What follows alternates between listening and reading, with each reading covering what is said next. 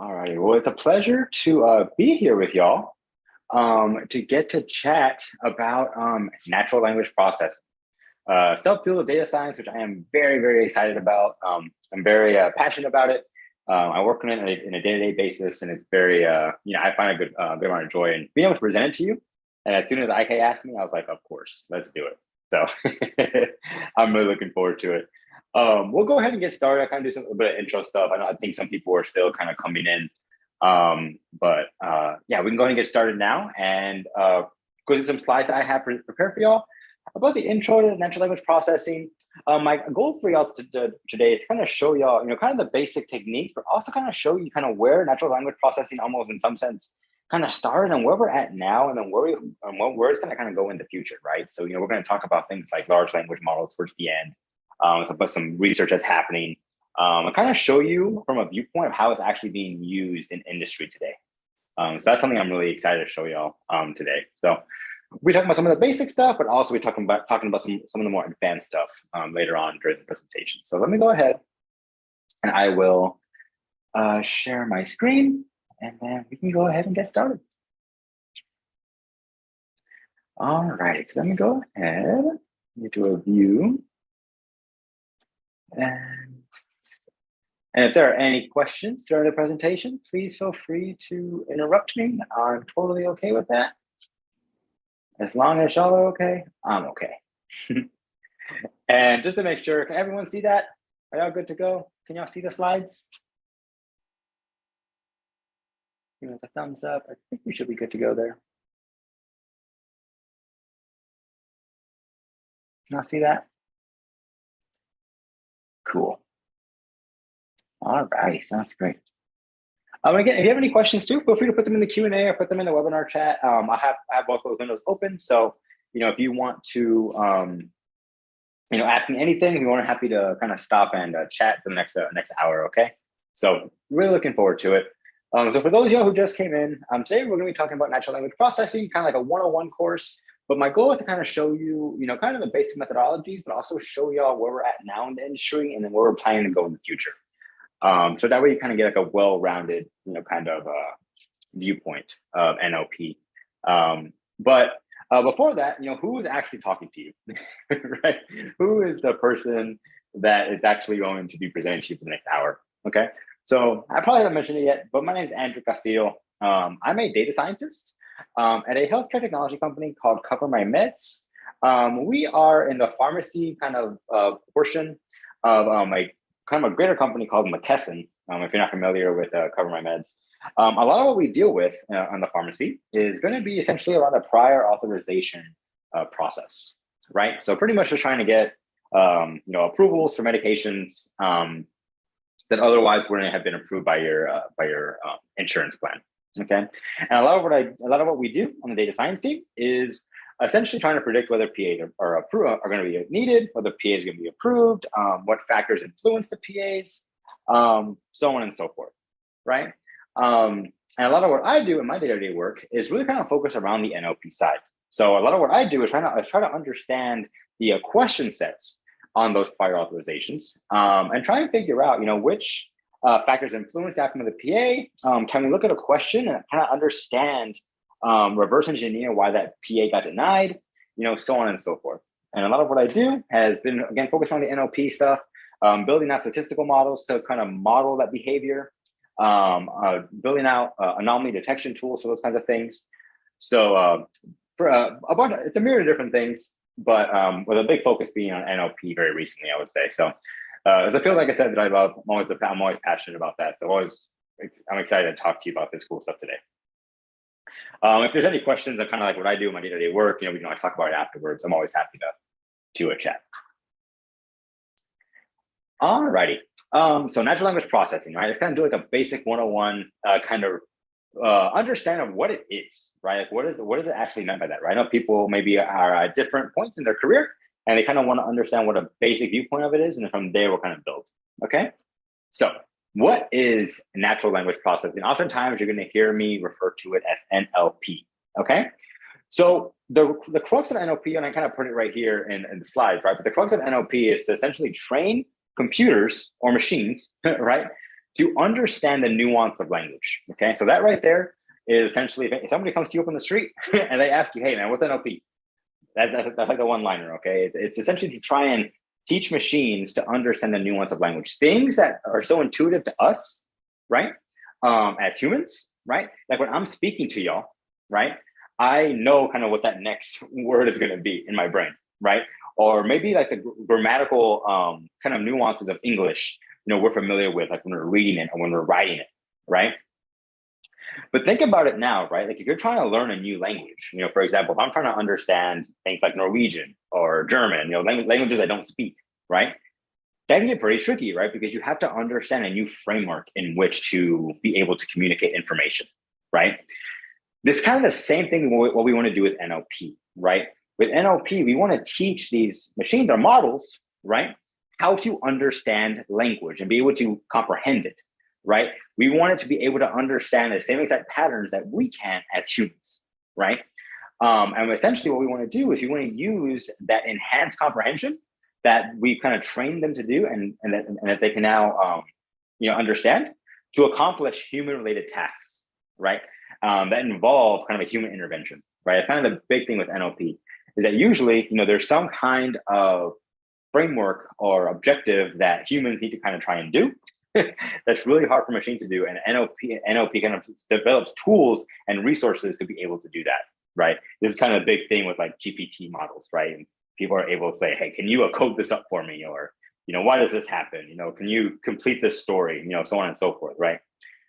But they can only do that because they can understand language, right? And that's kind of the big thing I want us to think about today, right? Is that when you're trying to, when you think about trying to teach, these models language, try to think about it as yourself, right? Like how, there's a learning curve, right? In trying to understand a new language.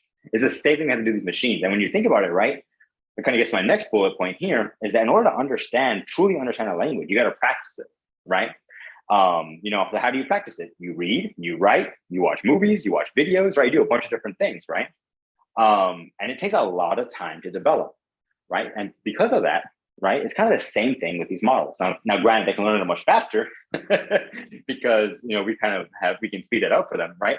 But, these models, it takes a good amount of time for us to learn that nuance, right? And the same way it does for a human, right? And it takes a lot of data to do that, right?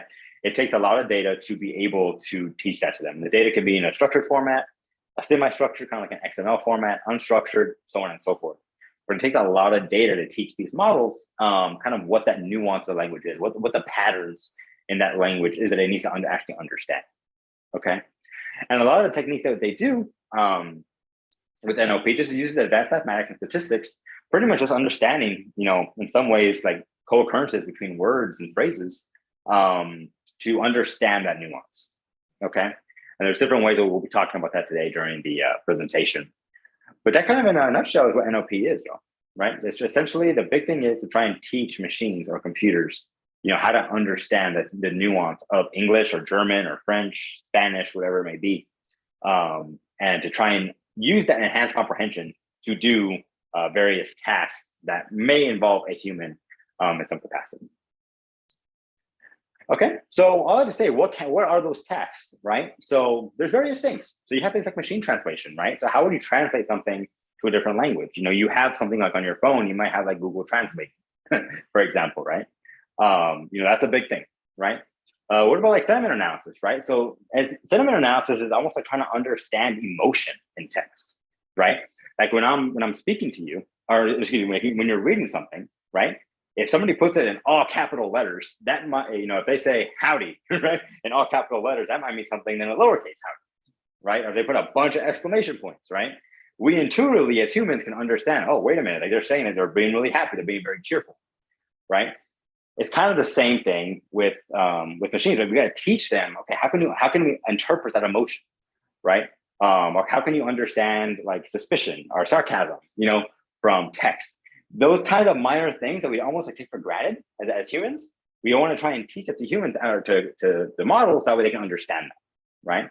And the sentiment analysis allows us to understand whether maybe you're working for Amazon and you want to try and say, okay, this review is a positive review or a negative review or neutral, or maybe it's really, really positive, maybe it's really, really negative, right? So on and so forth. So that's gonna be like sentiment analysis. Text summarization, right? The big thing here, you kind of see with these GPT models, we're trying to just take big, long corpuses of text and try to pretty much give you the TLDR on them. A lot of I have a few colleagues who do this, but they work in more of the legal side of things, right? Something like lawyers and stuff. These documents that lawyers have to read are just long. They're super long. I mean, they're hundreds of pages. And so they can build out models to try and take that information and pretty much just kind of, like I said, give them a TLDR, one-page summary on it. This is a huge thing too for text summarization that's actually used in industry. Question answering, right? And like chatbots, right? Chatbots are a pretty big thing as well. Again, you think like, when you are going to a bank or something, right? Or like an online banking tool, you're probably talking to a chatbot to get you started. Just kind of how it is nowadays. Speech to text, right? Things like Siri, right? If I talk to you, being able to take what I say or what you say and convert it to text, right? All these different kinds of tools, and this is not exclusive, right? There are tons of tools. There's only a few of them that actually do involve kind of NLP related tools that we'll be talking about today. All right. So kind of give you a little bit of a precursor to what to expect. But before we move on, are there any questions at all? Questions, comments?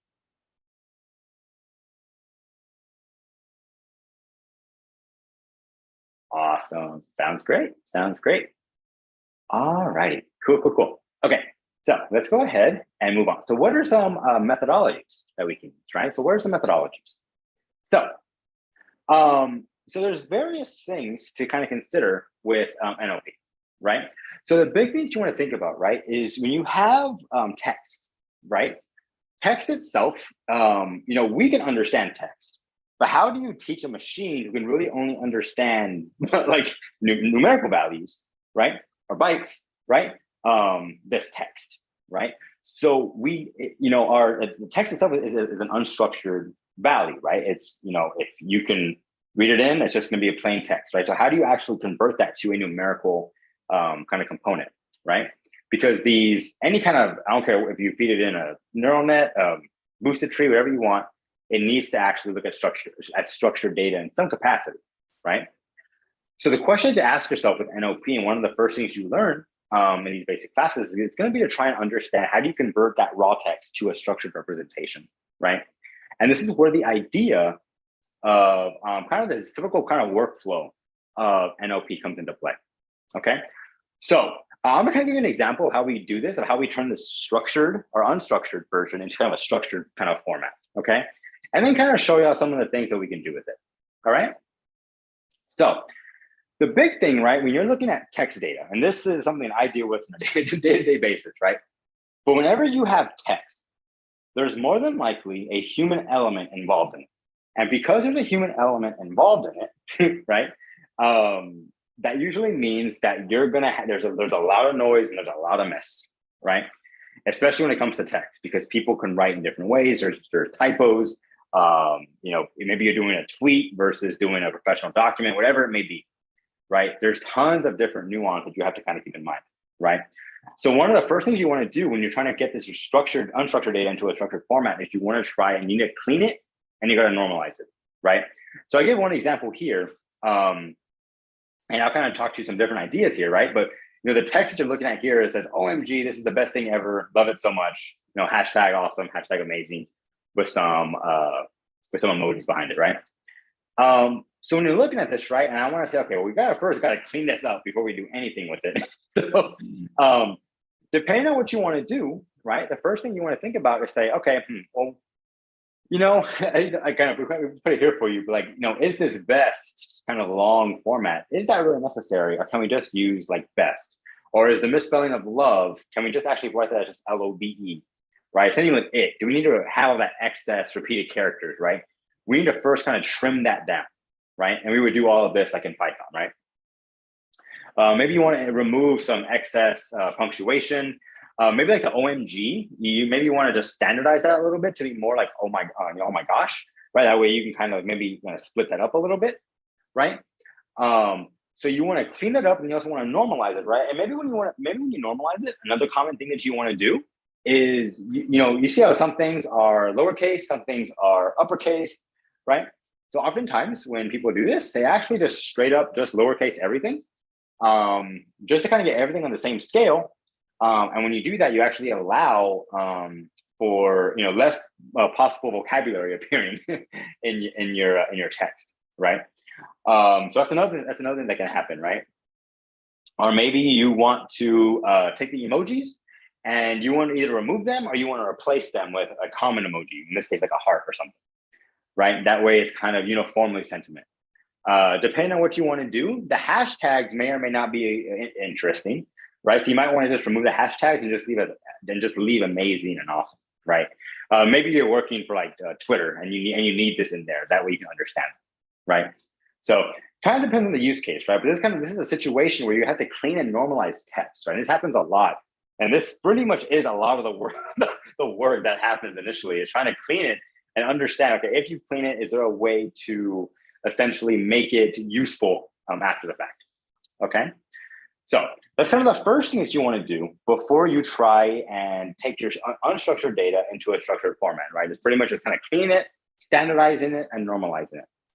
But after you do that, what's going to happen next, right? So after this process is what's going to happen with tokenization, right? Now, when you think about tokenizing, right, there's different ways to tokenize it, especially nowadays, right? People have trained tokenizers to do very unique, different things, which we'll talk about later on. But what we'll talk about for now is just kind of a basic kind of tokenization process, okay? So for example, like if you have a text that says, I love eating pizza, but I hate pineapple on it, don't judge me, right?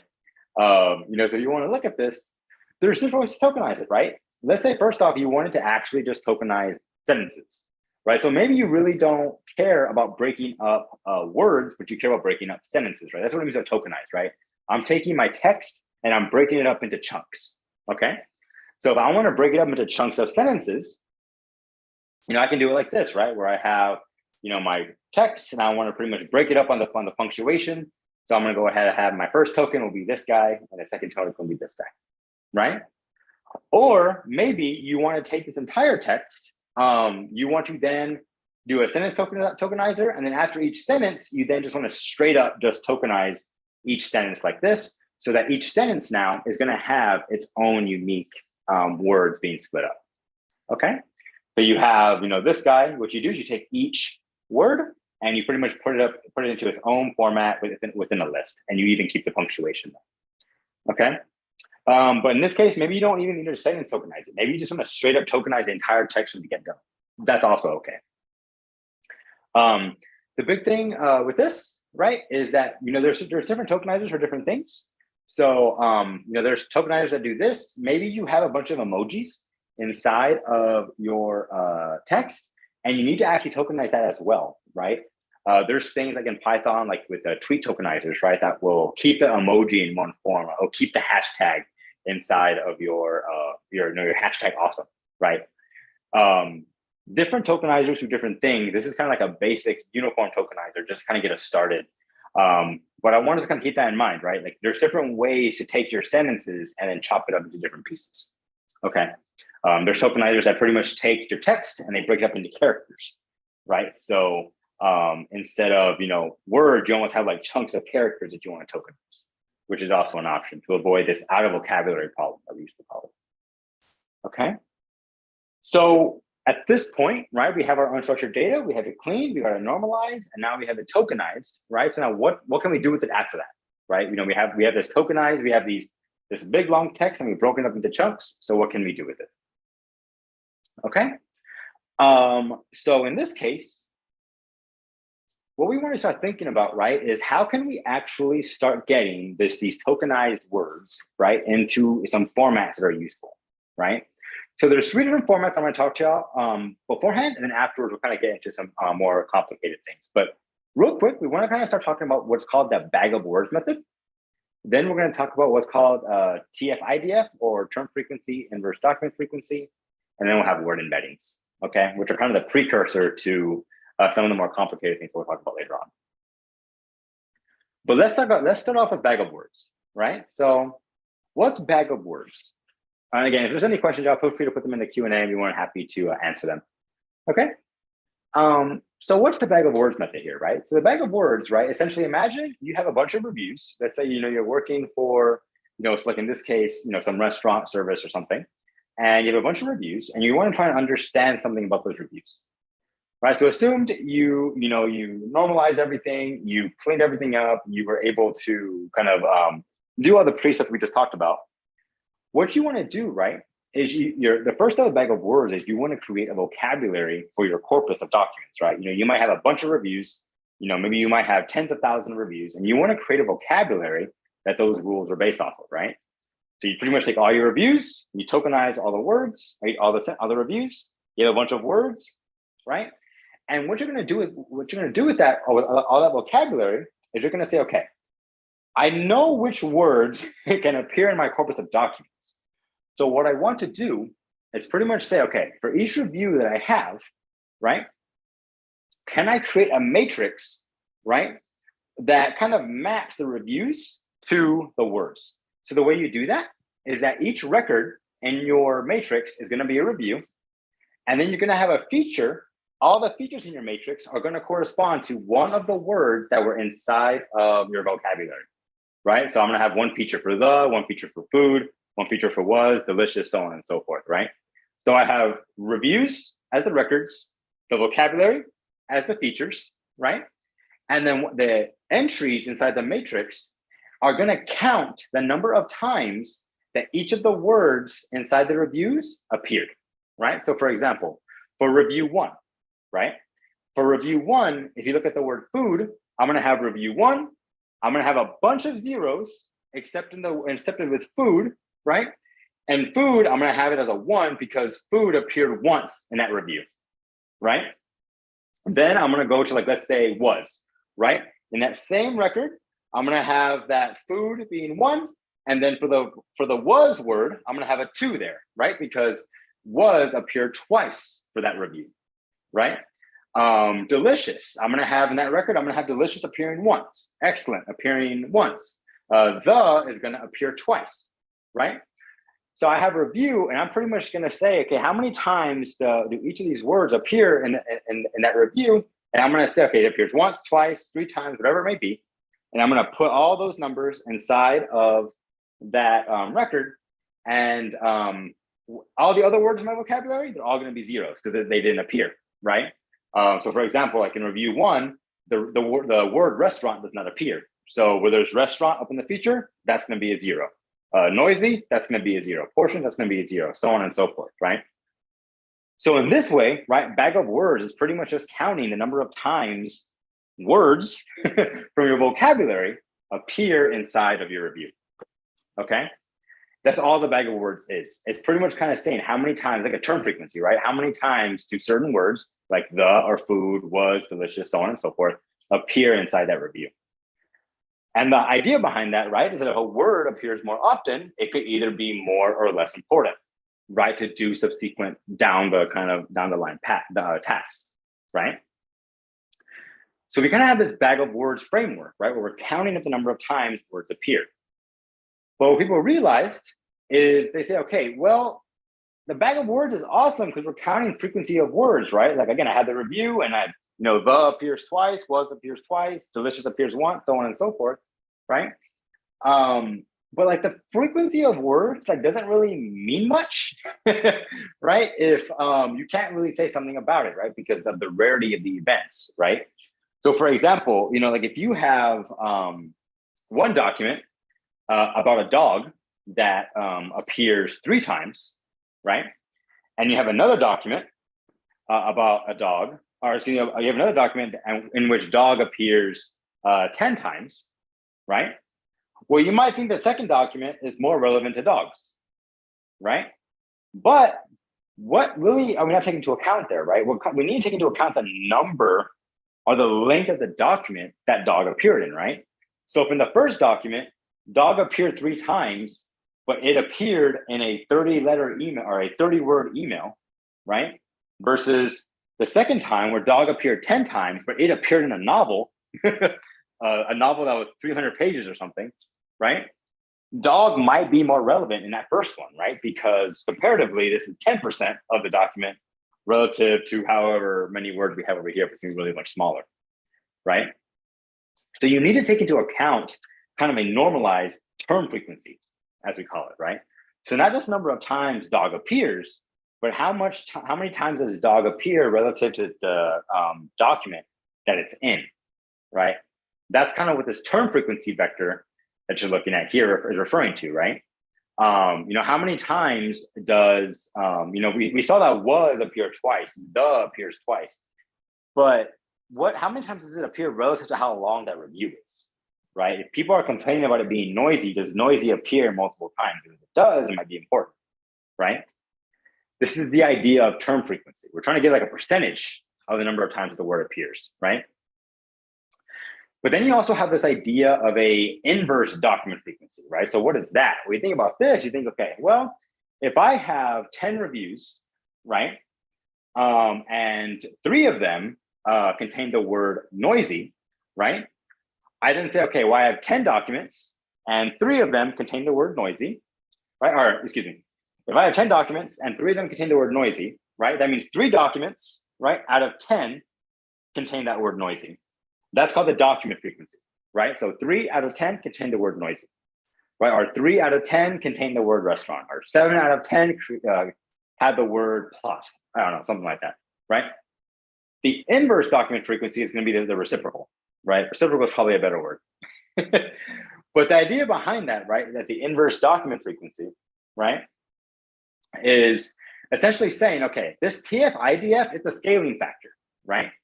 So if you have 10 documents and they all have the word the in there, well, what does that mean? That means we have 10 documents and 10 of them, right, have the word the. Well, 10 divided by 10 is 1, and a log of 1 is going to be 0, right?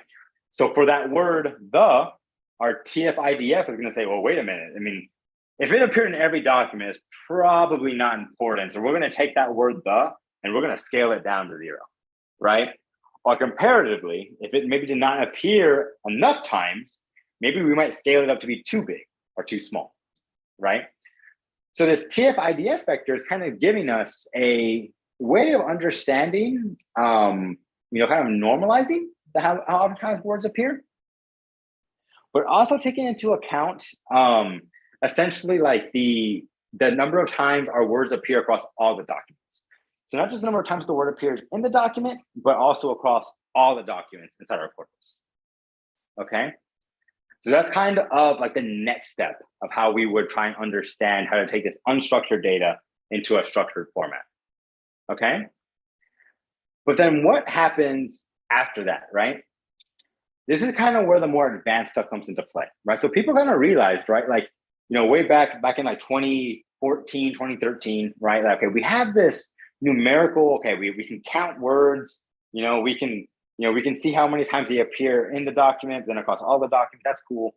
But, like, it doesn't always tell you everything, right? Because you want to try and understand statistical code-word occurrences. And sometimes, words can appear very close to each other that are important, but sometimes they can appear far apart from that are important, right? So this is really where more of the more advanced kind of topics came in with neural networks, right? And this idea of word-to-vec, right? So word-to-vec kind of came into play with trying to understand, context words for certain words, right? So essentially, I can't give an example here, right? But if you say here the movie was good, it tries to predict the context words surrounding that word good, right? Or for example, another example I like to give, if you're looking at an example with dog, what words appear close to dog? Like maybe bark or run or sit, things like that.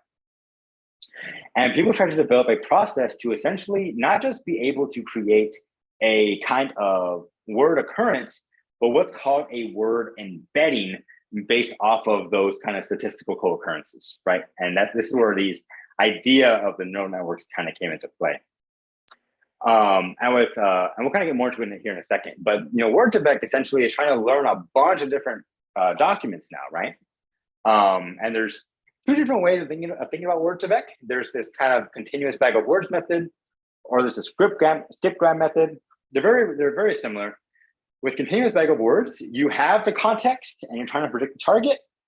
Whereas with skipgram, you almost have the target and you want to predict the context words, right? And you want to train your neural net to do that.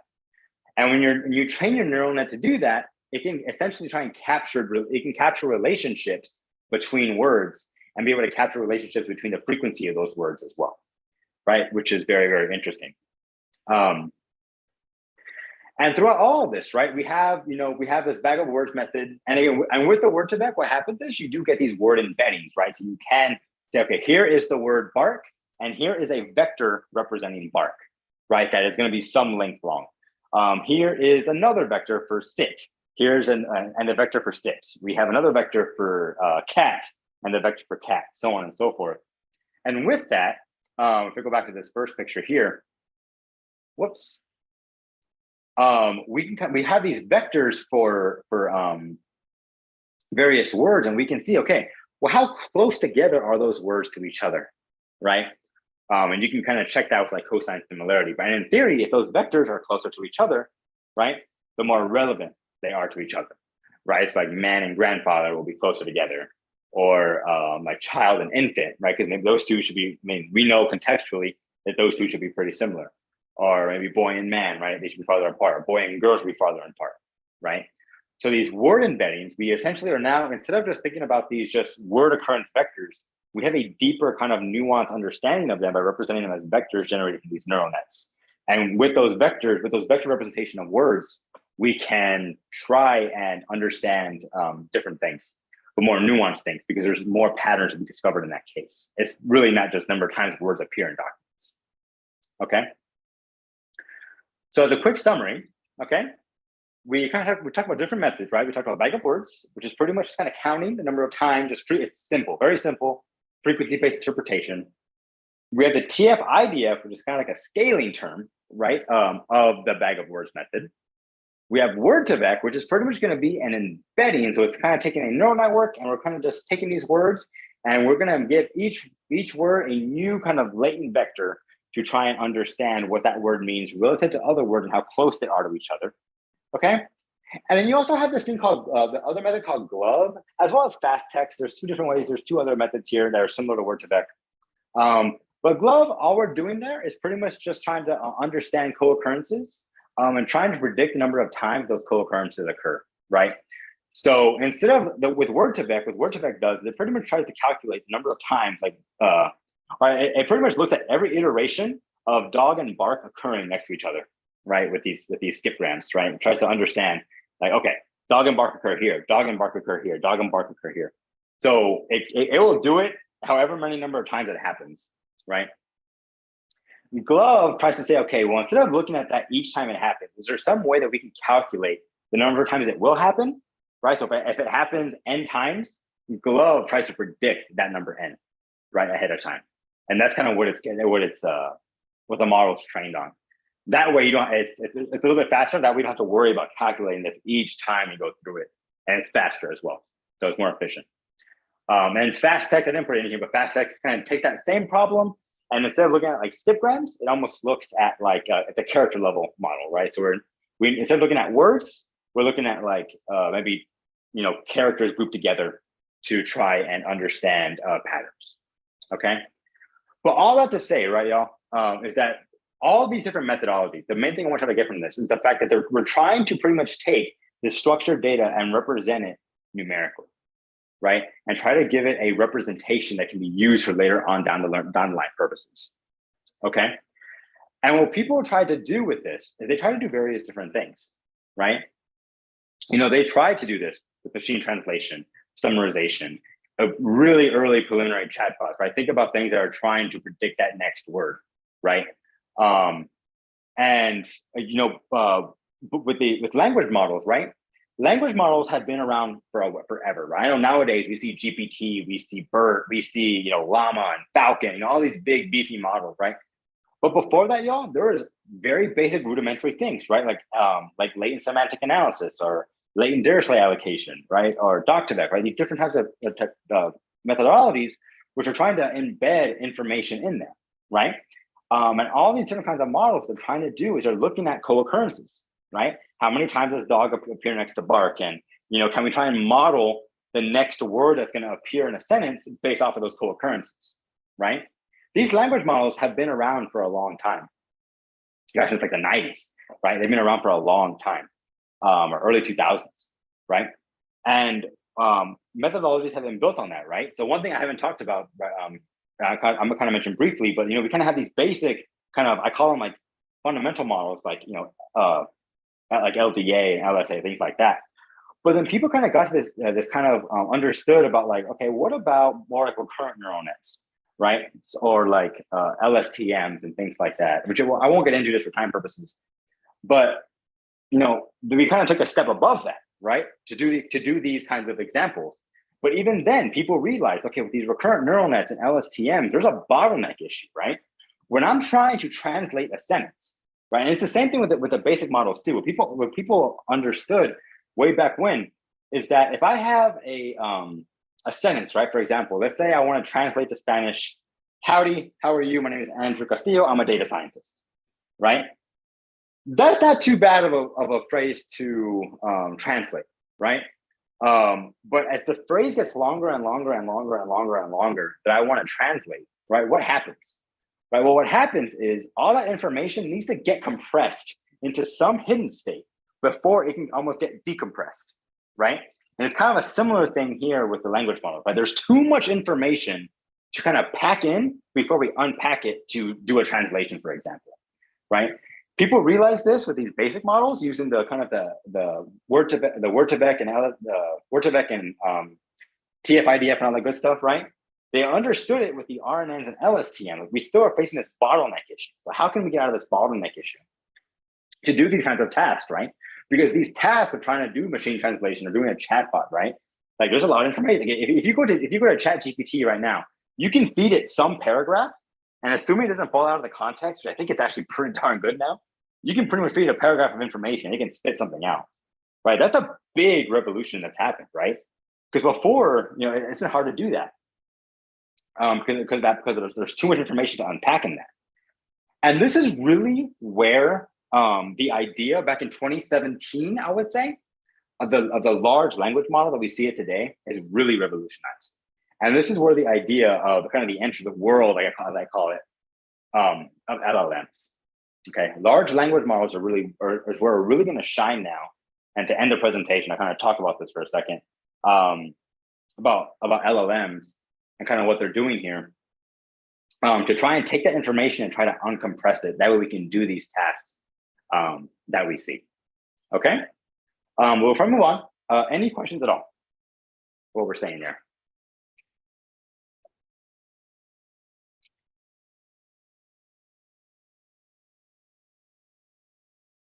Cool. All right. Well, let's do some LLMs and then we can call it a day. We've got 20 minutes left. So if you're not familiar already, right, what is a large language model, right? So I kind of already alluded to it, right? These language models have been around forever, but these large language models are essentially, they're a more advanced model of that, right? They're an advanced probabilistic and statistical model, right? That are designed to understand human language, right? That's kind of the big thing with language models and NLP in general. We want to understand human language. And it's going to use advanced techniques from deep learning, things like attention, for example, to try and understand and process that textual data, okay? To understand the patterns and structures of the data. That's all these models are doing off from the get-go. They're trying to understand patterns in data. In the same way your gradient boosted tree does, you want to do that here, okay? And these LLMs are essentially trained to understand a bunch of different things, right? They're trained off of various resources like books and websites and articles, whatever it may be, to do things like semantic understanding, to do things like text generation, language translation, things like that, okay? And their framework and their architecture is going to be what's actually really interesting. We'll talk about here in the next few minutes, okay? But there's different examples, right? Like there's things like ChatGPT, for example. I'm sure we're all familiar with that. Facebook just kind of released their open source version, I would say, called Llama, or more like Llama 2.0 of ChatGPT. The Technology Institute in Israel kind of released Falcon, right? So all these things have been coming out to try and compete with ChatGPT, because ChatGPT is kind of closed source, right? But a bunch of different models have come out to do these various different things. Okay. Now, I kind of alluded to it earlier, but I want to make sure we're on the same page with this, okay? But all of these language models are built off of what's called essentially a neural net, right? So you're gonna hear me say this a lot, but if you're not familiar with it, just kind of do it real quickly, okay? Kind of the elevator pitch for a neural net is, it's essentially a mathematical abstraction of the brain, all right?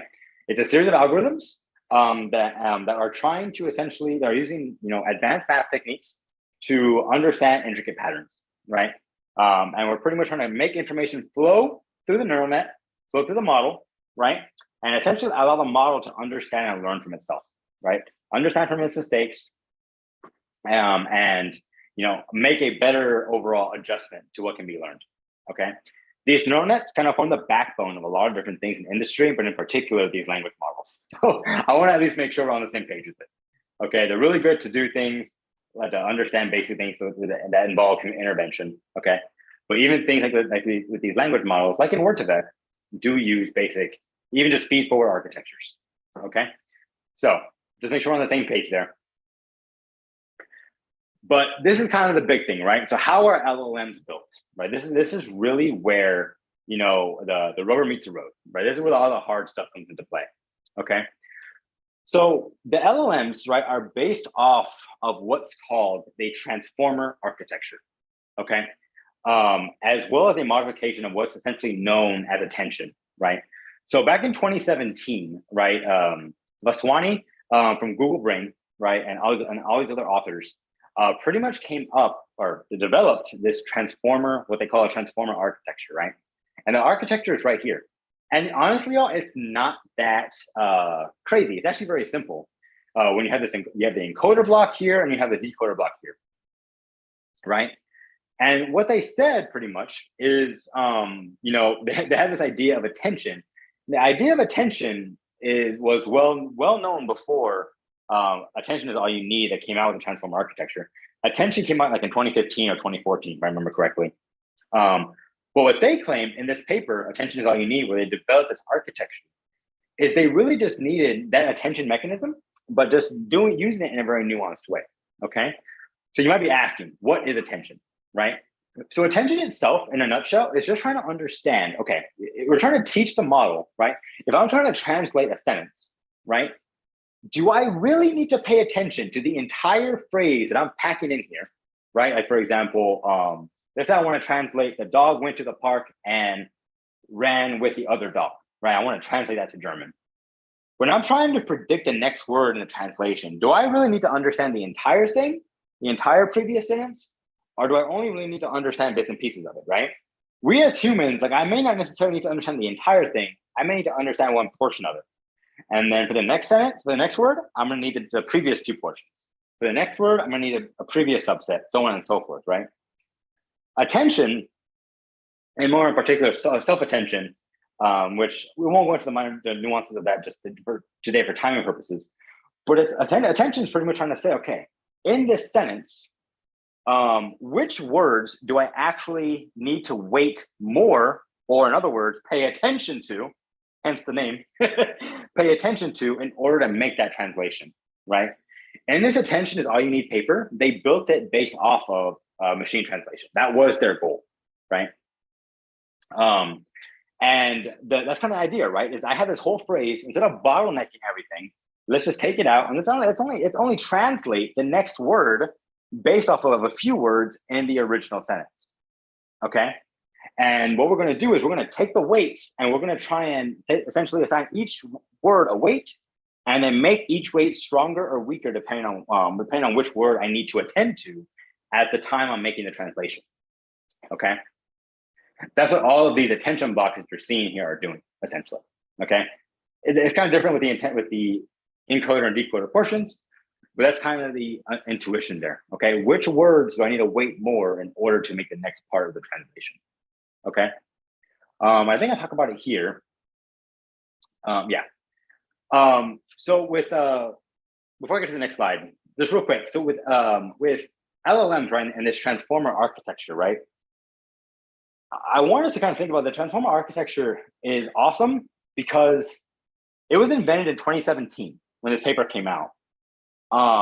And this architecture, y'all, for the most part, I mean, it it really hasn't changed much. People have made different tweaks, like maybe they've changed the way the normalizations are doing, the different types of attention, things like that. But for the most part, like 80 to 90% of the architecture is used. And it's still in use today, which is great.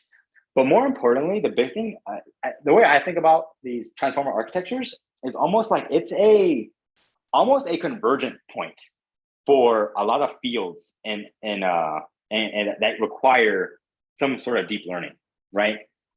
Because you think about transformers, like you might think, oh, we're just using it for NLP purposes, right? But in reality, like it's not just NLP purposes, right? I mean, people are using this in computer vision. People are using this for speech for like audio data. People are using this for video data, right? People are using this for other kinds of types of data, right? So it's multimodal, right? And they're using this kind of framework or this architecture that I have here in those different tasks.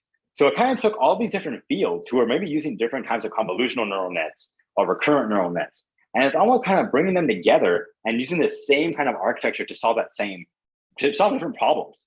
So it's very unique, it's very versatile, and it's very modular, which is why people really liked it. And it's why it's still in use today because of that reason. So it's actually really, really cool because of that. Okay. And again, you know, with because of that, right? These, like I said, with these NLP models, right? They need to be trained on tons and tons of data, right?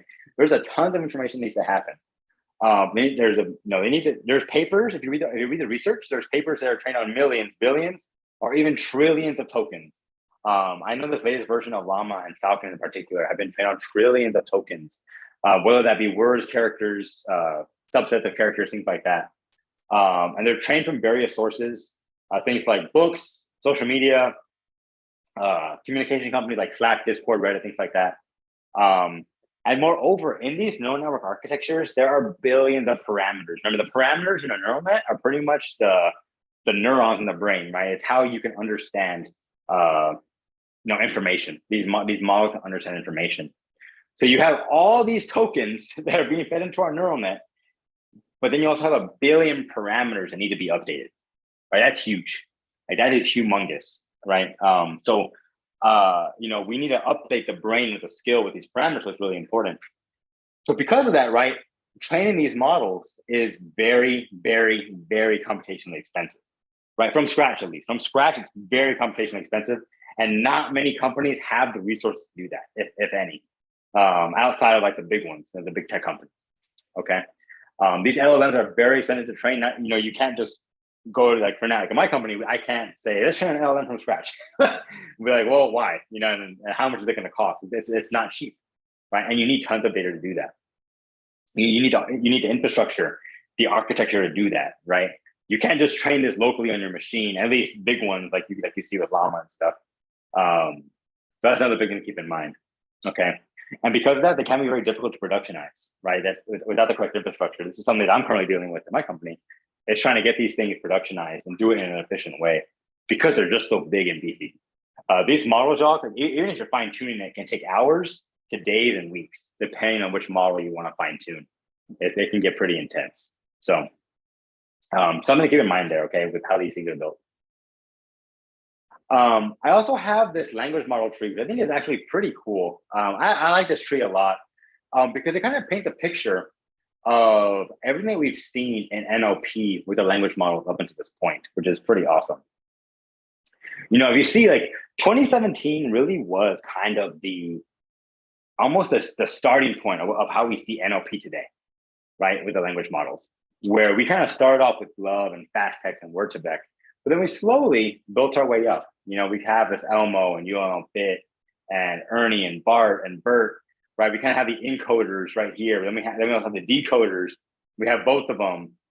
And you see a lot of them were open source to begin with, but now as you get farther along the years, a lot more of them are becoming closed source. And a lot more of them are becoming on the decoder portion. The decoder being pretty much kind of like they're generating text, right? And you see how a lot more models are being built, but the more and more we get out, everyone wants to kind of make sure their models are not being, they want to make them exclusive, right?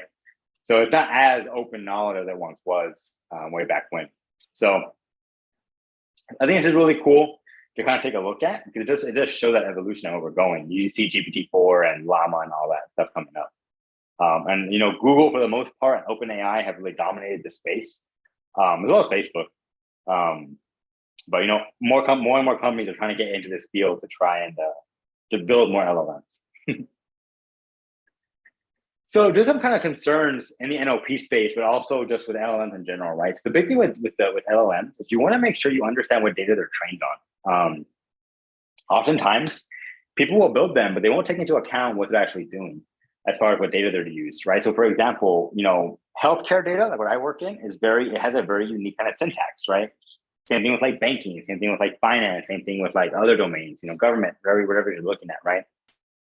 Some of these LLMs, we have to read the documentation, but they may not be trained to necessarily not take into account malicious content, right? That's an important thing, right? You want to make sure that these models are not necessarily being trained to do inherently malicious things.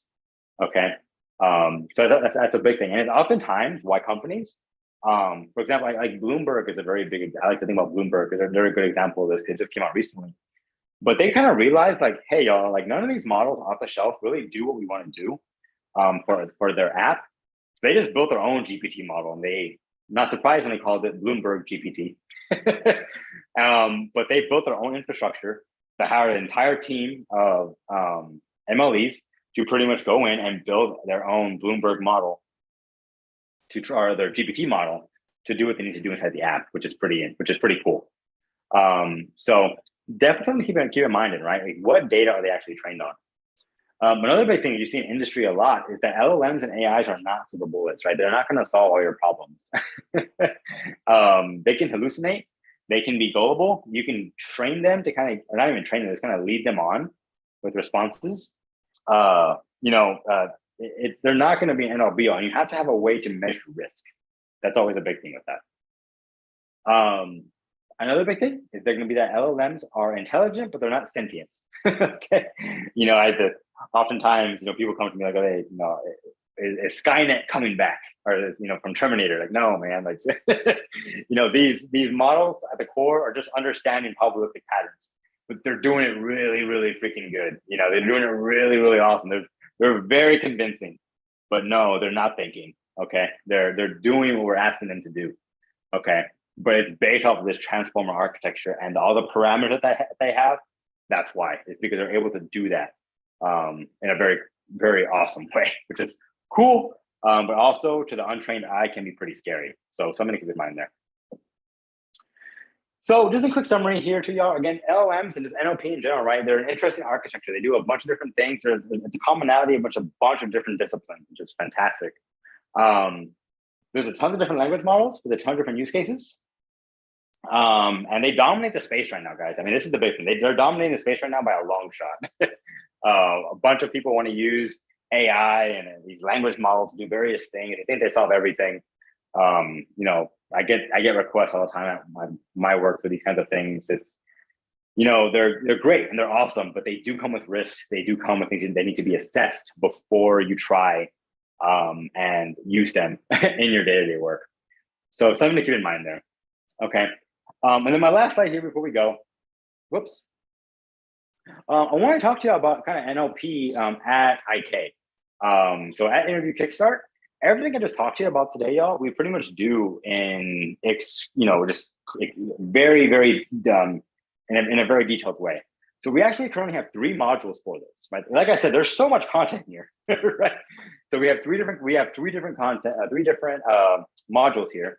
In the first module, we pretty much talk about the basics of what we in the first few slides, right? So we talk about cleaning, processing, normalizing, talk about bag of words. We use like NLTK and Spacey to try and tokenize text, do basic kind of an EDA with that.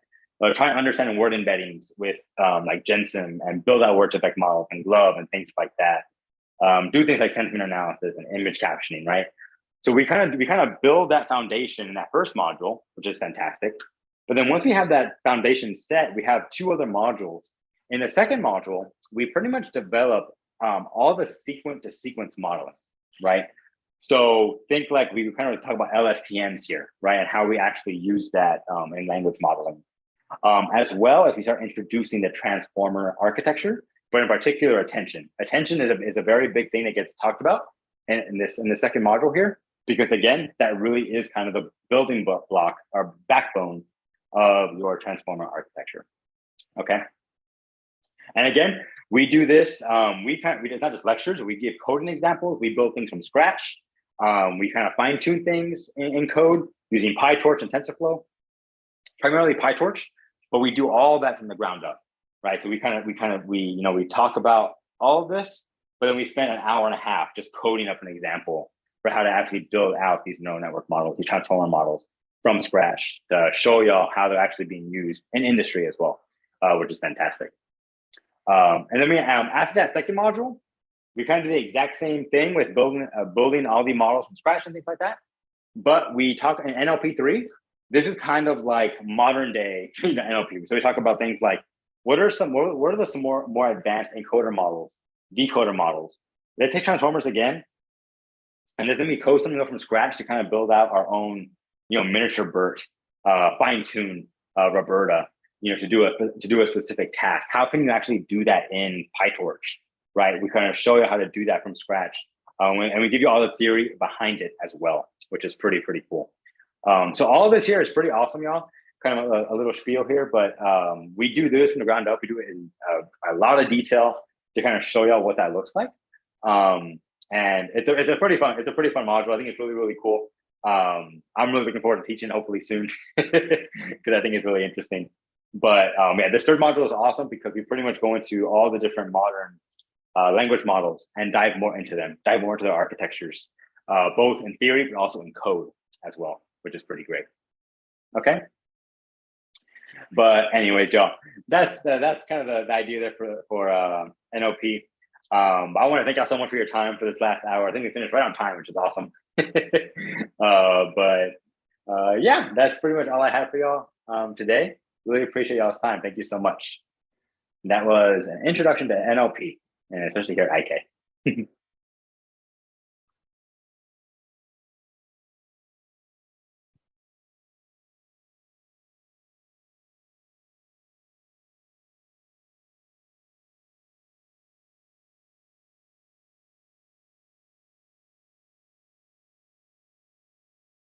And let me go ahead. I'll share on my end.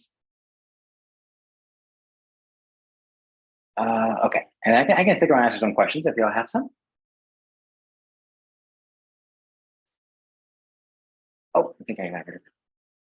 Awesome, appreciate it. Yeah, of course, y'all, definitely. Always happy to chat.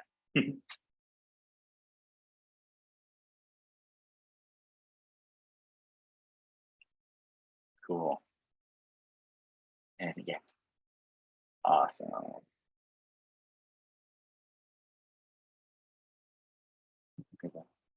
Alrighty, y'all, sounds great. Well, if there aren't any other questions, really appreciate y'all's time, guys. Thank you so much. It was fun, and hopefully I will see y'all here at IK. So should be tons of fun. Oh, and the team, just answer your question. There's not a companion repo, at least for anything we've done here. Yeah, but for some stuff we do at IK, there's definitely gonna be some code that we can kind of show you in that regard. Nothing here just yet. So, alrighty, y'all. All right, guys. Well, thank y'all so much for your time, y'all. Really appreciate it. Y'all have a wonderful day. Talk to y'all later.